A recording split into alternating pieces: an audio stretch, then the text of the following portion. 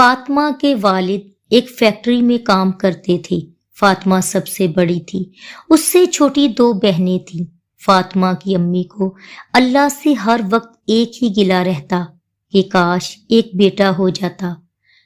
فاطمہ کے ابو اس کی امی سے کہتے کہ اللہ نے جو اولاد ہمیں دی ہے اس پر اللہ کا شکر ادا کرو۔ فاطمہ کو پڑھائی کا بہت شوق تھا۔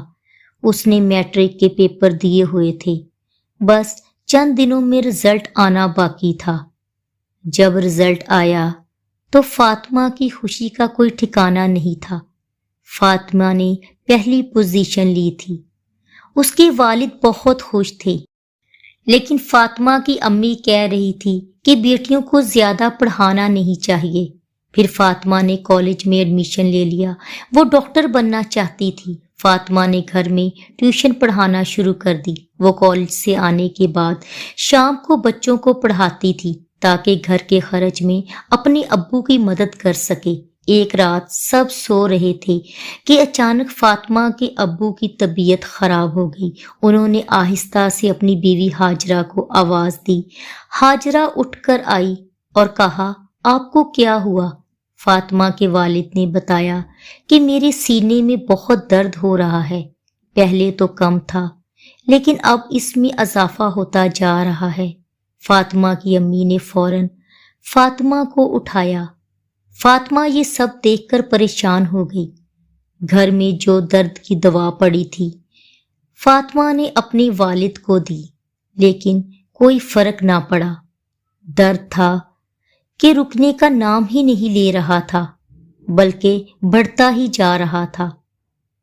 پھر فاطمہ نے کہا، میں ڈاکٹر کو بلا کر لاتی ہوں۔ اس کی امی نے کہا، اس وقت تم اکیلی جاؤ گی؟ جس جگہ فاطمہ رہتی تھی اس بستی میں ایک ہی ڈاکٹر تھا۔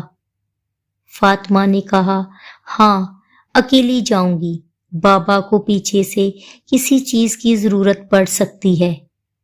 اگر آپ میرے ساتھ گئی تو پھر کیا ہوگا، اس لیے آپ ان کے پاس رکیں۔ فاطمہ نے چھوٹی بہنوں کو اٹھانا مناسب نہیں سمجھا۔ اس نے سوچا کہ وہ ڈر جائیں گی اور پریشان ہوں گی، کیونکہ وہ فاطمہ سے کافی چھوٹی تھی۔ اس نے ٹارچ اٹھائی اور وہ گھر سے نکل پڑی۔ رات کا آخری پہر تھا، سردیوں کی رات تھی۔ ٹھنڈی اور سرد ہوائیں چل رہی تھی۔ سڑک پر کافی اندھیرا تھا اور سناٹا چھایا ہوا تھا۔ ڈر اور خوف کے مارے اس کا برا حال ہو رہا تھا۔ وہ جس مقصد کے لیے گھر سے نکلی تھی، یہ سوچ کر اس کے اندر ایک ہمت آ گئی۔ اس نے آیت الکرسی اور درود شریف کا ورد جاری رکھا اور اپنی منزل کی طرف تیز تیز قدم بڑھانے لگی۔ ایک دم اچانک اس کے سامنے بستی کے مولوی صاحب آ گئے، جو فجر کی اذان کے لیے مسجد جا رہے تھے۔ انہوں نے دیکھا اور کہا، بیٹا فاطمہ، تم اس وقت؟ فاطمہ نے کہا، بابا جان کی طبیعت بہت خراب ہے، میں ڈاکٹر صاحب کے گھر جا رہی ہوں۔ ڈاکٹر صاحب کا گھر بستی کے آخری کونے میں تھا۔ مولوی صاحب نے کہا، تم اکیلی نہیں جاؤ گی، میں بھی تمہارے ساتھ جاؤں گا، اذان میں ابھی کافی وقت ہے۔ یہ سن کر فاطمہ کو کچھ تسلی ہوئی۔ فاطمہ نے کہا، آپ کا بہت شکریہ۔ پھر وہ ڈاکٹر کے گھر پہنچے اور ڈاکٹر کی گاڑی میں بیٹھ کر گھر آئے۔ ڈاکٹر نے فاطمہ کے والد کا چیک اپ کیا، پھر انجیکشن لگایا اور میڈیسن دی۔ کچھ دیر کے بعد فاطمہ کے ابو کی طبیعت کافی بہتر ہو گئی اور درد میں کافی کمی آ گئی۔ انہوں نے پہلے ڈاکٹر صاحب کا شکریہ ادا کیا، پھر مولوی صاحب کا شکریہ ادا کیا۔ مولوی صاحب نے کہا، فاطمہ ایک نیک ارادے کے ساتھ گھر سے نکلی تھی، اللہ نے میری شکل میں اس کی مدد کی۔ اور مولوی صاحب نے کہا، آج میں وقت سے پہلے مسجد آ گیا، میں نے سوچا کہ پہلے جا کر تھوڑی عبادت کر لی جائے۔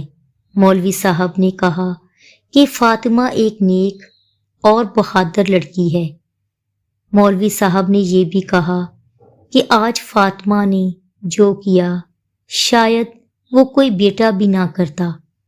वो इस सर्द रात में अकेली बाहर निकली।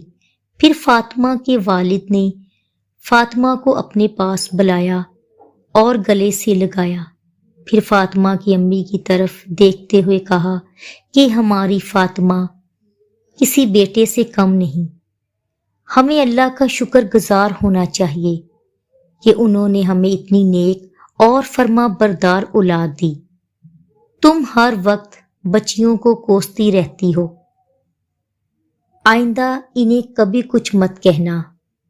ये हमारी बेटियां नहीं बल्कि हमारे बेटे हैं और मुझे अपनी बेटियों पर फख्र है। ये सुनकर फातिमा की अम्मी आगे बढ़ी और उन्होंने भी फातिमा को अपने गले से लगा लिया। प्यारे बहनों और प्यारे भाइयों, अल्लाह ताला हमें बेटे दे या बेटियां, बस हमें ये दुआ करनी चाहिए कि हमारी औलाद नेक और फर्मा बरदार हो और नेकी और दीन के रास्ते पर चले। हमारे मुआशरे का तो अब ये हाल हो गया है कि बेटा हो तो हम लोग मिठाइयाँ बांटते हैं और खुशी मनाते हैं और बेटी होने पर सब चुप हो जाते हैं। इसलिए बेटियों के होने पर भी हमें अल्लाह का शुक्र अदा करना चाहिए और खुशियाँ मनानी चाहिए, क्योंकि बेटी रहमत है और बेटा एक नेमत है। अगर आपको मेरी ये वीडियो पसंद आई हो तो प्लीज़ मेरे चैनल को सब्सक्राइब करें और बेल आइकन के बटन को ज़रूर प्रेस करें।